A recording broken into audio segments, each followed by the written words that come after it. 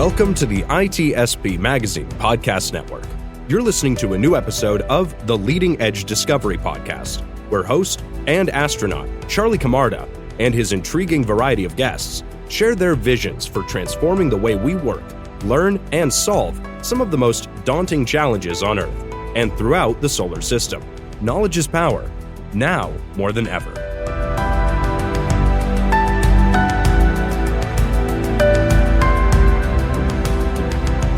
Okay, hello.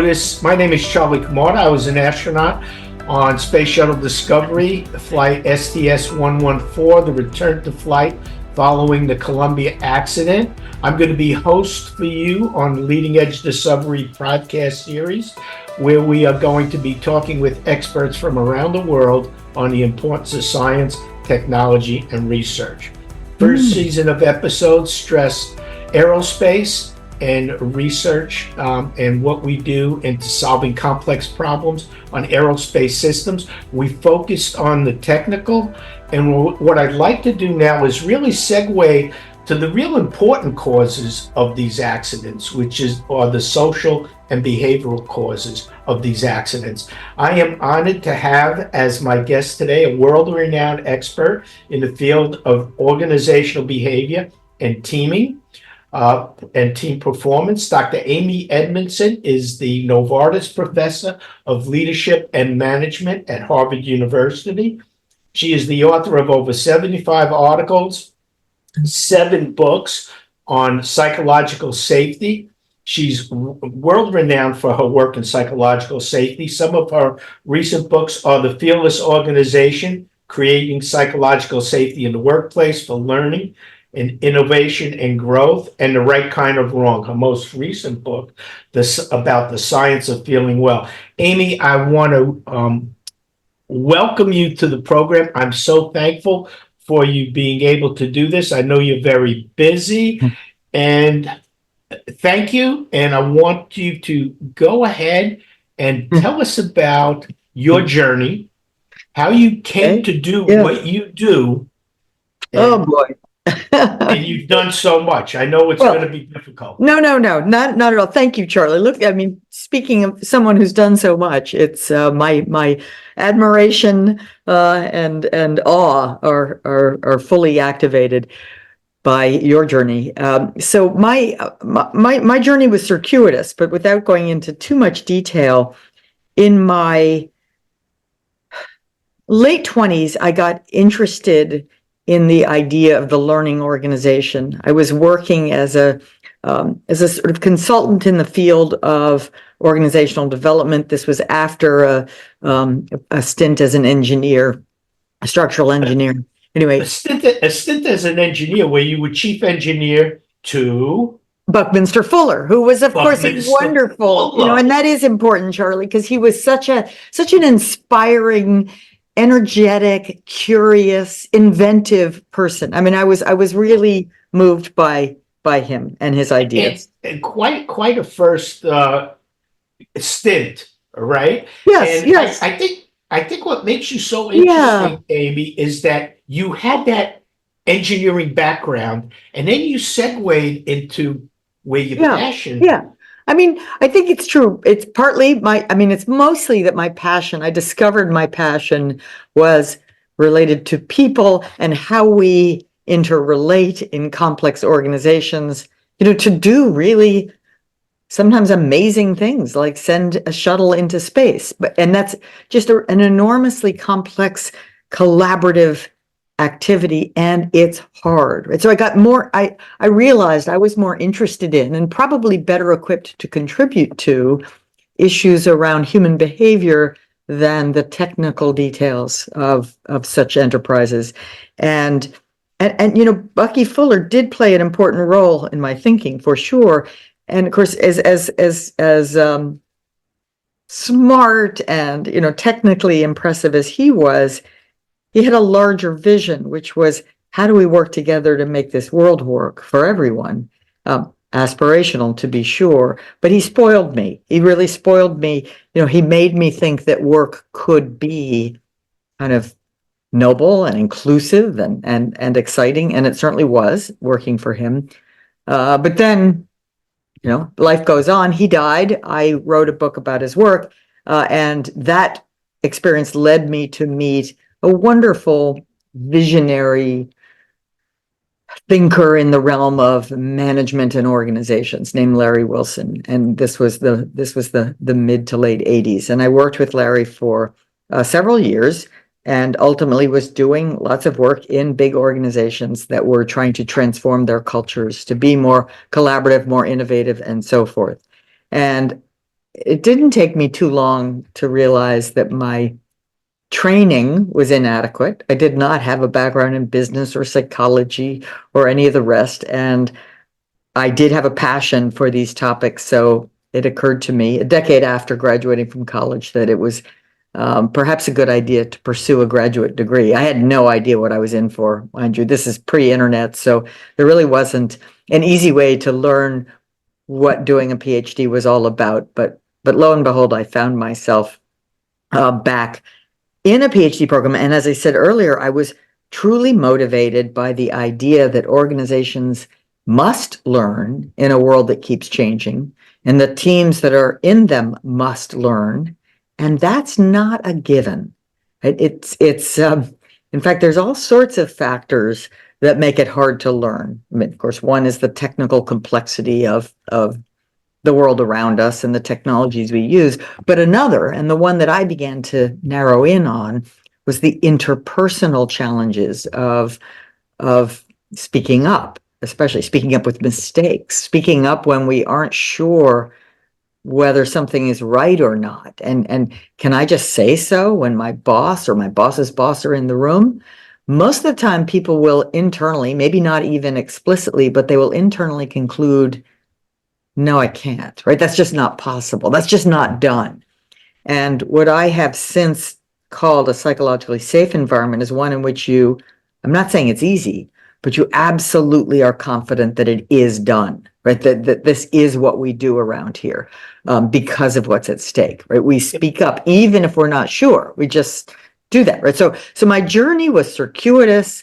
My passion was developed relatively late, at least in career terms, but it has remained undiminished over the last 30 years or so in this field. We're so much alike, and the difference is I spent my time in my PhD on the engineering side, on the technical side, and I dove into the social, psychological, behavioral side after the Columbia accident. Wow. And so I read all of your papers, or I don't think I read all 75. Nor should you.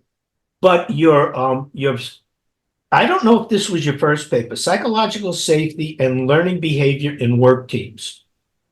It was my second. It was your second. Well, technically third, but the second in this vein. And this is where you really hit upon this psychological safety. And I know we talked about this before, and you said it didn't become famous until Amy Rozovsky at Google all of a sudden tried to figure out which teams were successful. And she said she had to do it through this lens of psychological. She couldn't, and imagine a data scientist at Google not being able to do this. And when she looked at it through the lens of psychological safety, she realized that this was, and she used the term, I think, underpinning, that this was the most crucial thing for a learning organization and Yes. successful teams. Julia. Yeah, Julia. Not Amy, Julia. Yeah, you Oh, God. okay. No, Julia Rozovsky. Yeah, and she basically, when she put this variable in the model, it explained more variance in team performance than any other. So that got her interest. And I think her way of explaining it, which is now my way of explaining it, is it's not a driver of effectiveness. It's the underpinning, right? It's the substrate that allows you to do the things you need to do interpersonally, especially for great teams. And, I would love to get with Amy, Julia, yeah. Julia and Amy to figure out what algorithms could you use to identify and look at this behavior through this other lens, so that we can identify that. But the other thing that's great is is your eureka moment during your PhD dissertation, where you were studying medical teams. Medical errors, yes, yeah. Medical errors. Yeah, I was studying, and again, part of my overarching interest in organizational learning brought along with it an interest in error, because mistakes are, of course, one of the things that we must learn from in organizations, and we can't pretend they don't happen. They do.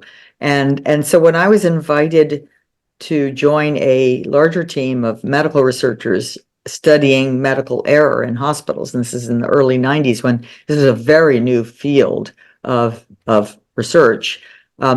My small part in this larger study was to assess, using a validated team survey instrument, the teamwork levels and capabilities of these teams to see whether better teams made fewer adverse events, fewer drug errors. And given the degree, the 24/7 operations, the degree of collaboration and coordination that is needed to deliver safe, high quality care, it seemed like a pretty good prediction to me. And then unfortunately, the data, when I got them from the medical investigators, I had the data from the team survey, but they then gave to me their collected data on error rates, which were collected by, going around and talking to people, frankly. The correlation between teamwork and error rates was exactly the opposite of what I had predicted. My data were suggesting that better teams had higher, not lower error rates. Now, that was terrifying, confusing, problematic. Better teams had lower. No. Better teams had higher error rates. Right, but your hypothesis was... My hypothesis was the opposite. So it was just dead wrong. I was dead wrong. I had failed. But the eureka moment was a couple hours later when I thought, well, wait a minute. This doesn't make much sense to me, but maybe better teams don't make more mistakes, produce more mistakes. Maybe they're more willing to report them, right? That if you think about this kind of work, unless a mistake is really catastrophic, it's pretty easy to hide them or just not talk so much about them. Figure out, make sure the patients are okay, but not report. So I was beginning to think maybe these better teams were just more comfortable talking about reality, frankly, because this is complex, error-prone work. Were they willing to say so? And those were the seeds of psychological safety right there. Probably. And think about this. If the outcome was more severe, more critical, lives were lost, you're probably more prone to hide your mistakes. Well, yeah, no, it's true, but it's hard to hide. You can't hide a death in a hospital, right? Oh, right. But those are rare. I mean, we all die, but they aren't the normal outcome of a patient's stay. But the thing I want to say, and this is what I think distinguishes a researcher and that research exploratory mindset that you talk about in your book, is that you were a researcher, Amy. Something didn't sit well with you, and you kept digging deeper. That stop, challenge, choose. Yeah. No, you're right, and it's maybe we should sometimes you're right, because sometimes it's seen as provers of ideas rather than as explorers of the unknown. And I was trying, of course, I had an idea. The idea didn't get supported. So then the next thing you must do is say, well, what's going on instead? The easy road would have been, I'm going to try to prove why this data matches and come up with some weird explanation. Yeah, because maybe the good teams are just sort of lucky. Maybe they are sloppy. But it was your gut feel that there was something wrong there. There's something else. Yep. And that was that eureka moment. And look at what this has become. Psychological safety. People are talking about it all over the place. Your book, The Fearless Organization, is tremendous success. Yeah, I wish people would read the book, because unfortunately, a lot of that talk out there is not grounded in the actual research or the things I've said, Eh, people are using the term to mean being nice, being comfortable.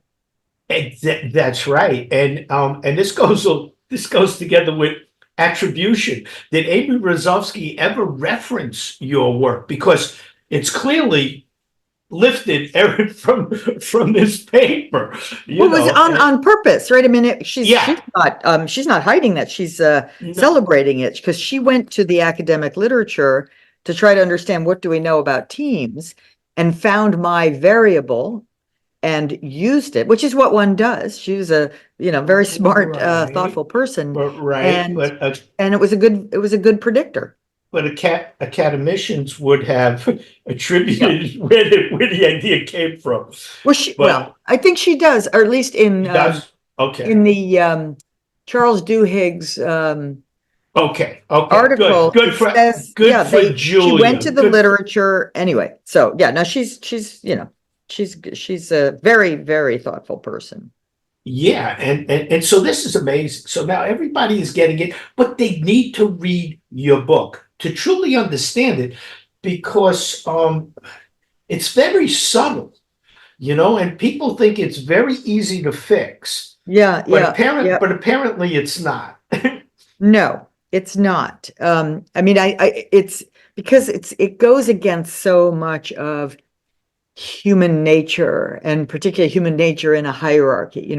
We have programming that leads us to want to look good, and it will always be easier to hold back than to lean in, right? If I there's the old saying, stay silent and be thought a fool, or speak up and be known a fool.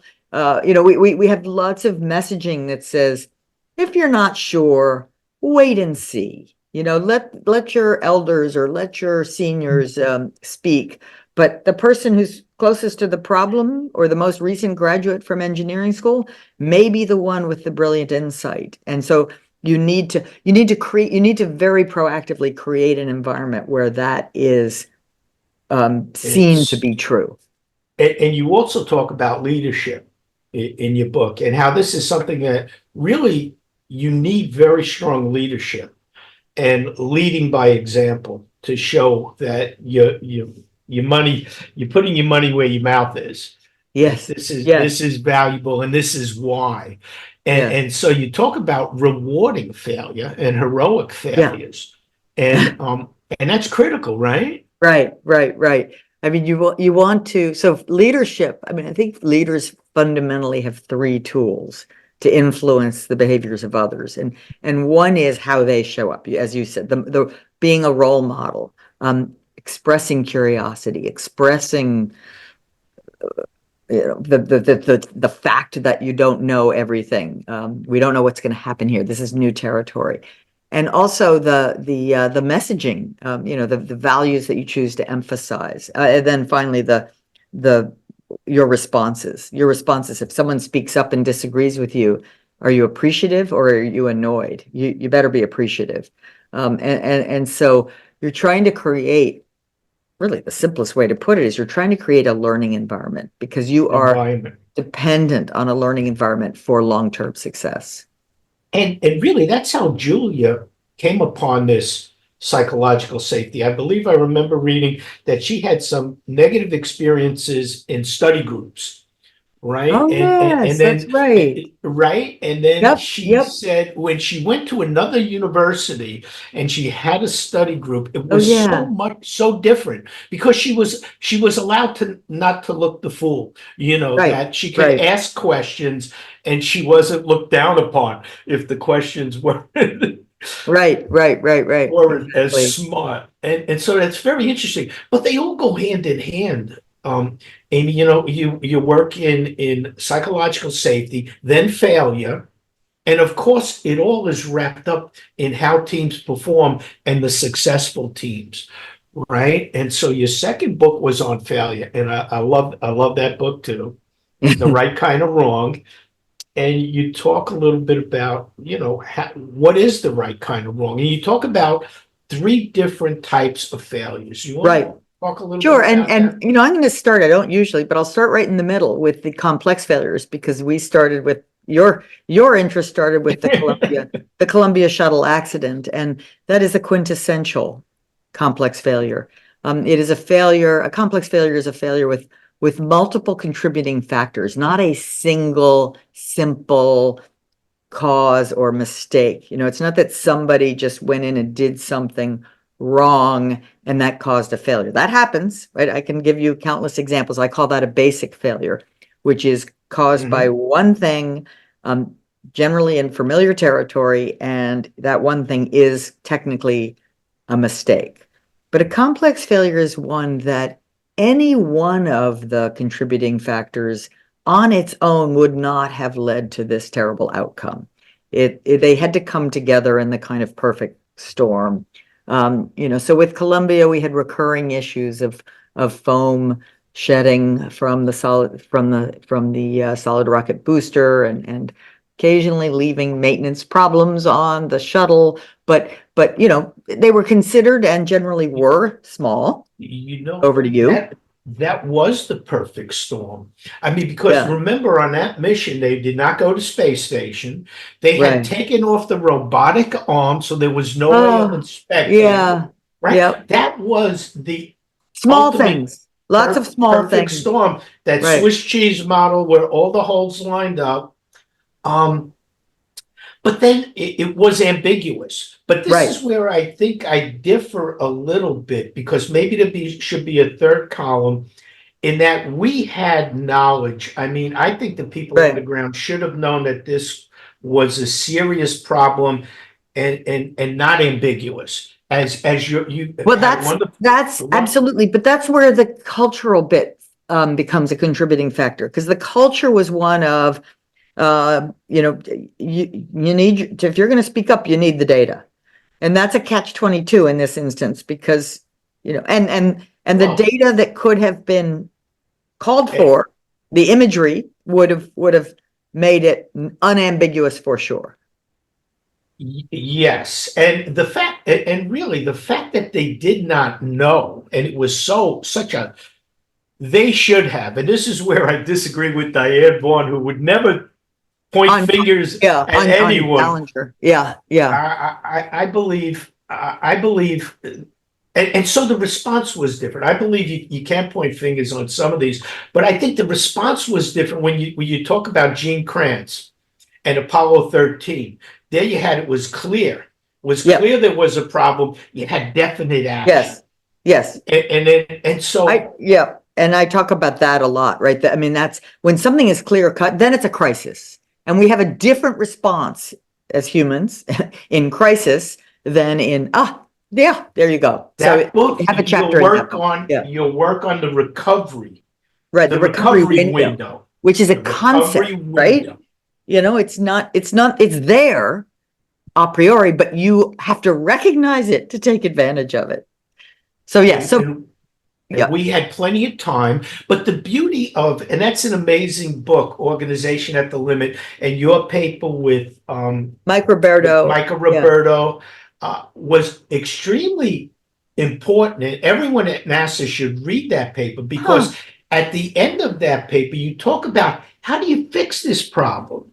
How do you fix this problem? Instead of going to a confirmatory response, you go to the exploratory response. Yes. And that, of course, that takes us to intelligent failures, because intelligent failures are those that happen, when we are explicitly exploring. Like, we know that we don't know everything, and so we are thoughtfully experimenting. And by thoughtfully, I mean we know we're in new territory. It's in pursuit of a goal. We've done our homework enough to know that this might have a plausible way of working out. And it's as small as possible. Right? We have not taken undue risk with human life or our budgets or our reputation. And nonetheless, we have a failure. That's an intelligent failure. And the exploratory response that you were recommending in that paper, you and Michael Roberto, and I think there was one other author, exaggerate the threat, direct the team to problem solving, acting rather than waiting. Yep. And I won't say, I'm going to just push back on exaggerate, because we use the word amplify, which sounds like exaggerate, but technically, it's not exaggerating it. It's giving it a voice, right? Here's the microphone, just so we can listen to it long enough to decide how bad it is. That's a very good point. It's a very good point, Amy. I think it might say exaggerate in that particular paper, but I think the word you want to use is amplify. Yeah, you might be right. You might be right. In right after that, in a paper that's much easier for everyone to find because it's not in a book, it's Harvard Business Review. We developed and much shorter too, and not as good, I would argue, but still good enough, called Facing Ambiguous Threats, right? And we'd argue that this is just organizationally a very hard thing, because when it's ambiguous, you get that wait and see automatic response, and you need to instead, dig in and explore. And the natural, I think, Michael Roberto, and you saying in the paper, the natural response, the cognitive bias when facing ambiguous threats is to underplay. Exactly, to downplay them, because you are, it's probably okay, right? Yeah, we have these kinds of almost rituals of reassurance that were definitely present in the Columbia management team discussions, that we've seen this before, right? Right. These rituals of reassurance are at odds with learning. Now, I do have to go. So you really have to retrain. Yeah, you do. You have to retrain your brain, you have to retrain your team, and you have to sort of alter your organization's culture. And so that's like the second half of your book is how do you do that? What are the competencies? Because And I'll say this briefly, and then I have, unfortunately, another meeting I need to go to.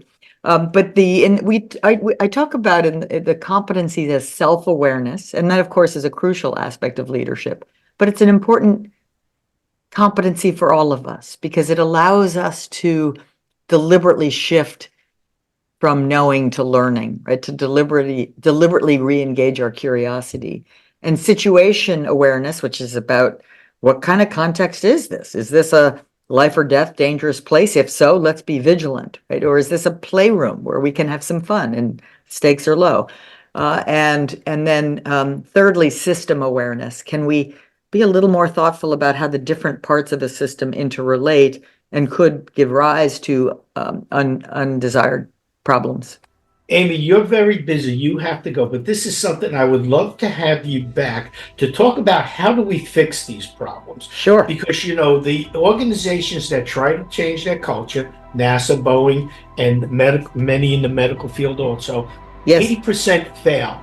So how do we do this? 80% that try to change their culture, because culture isn't easy to do. Changing culture is not easy to do. Amy, thank you so much. I could talk to you for a pleasure. Likewise. If we can get you back. Okay, we'll do it. Sorry to cut it short. And that's okay. Happy New Year. Bye-bye. Happy New Year, Amy. Thank you. Bye-bye. Thank you.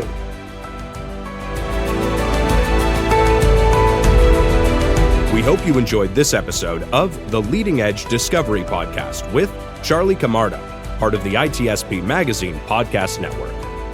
If you learned something new and this conversation made you think, then share this channel and ITSPmagazine.com with your friends, family, and colleagues. If you represent a company and wish to associate your brand with our conversations, sponsor one or more of our podcast channels. We hope you will come back for more stories and follow us on our journey.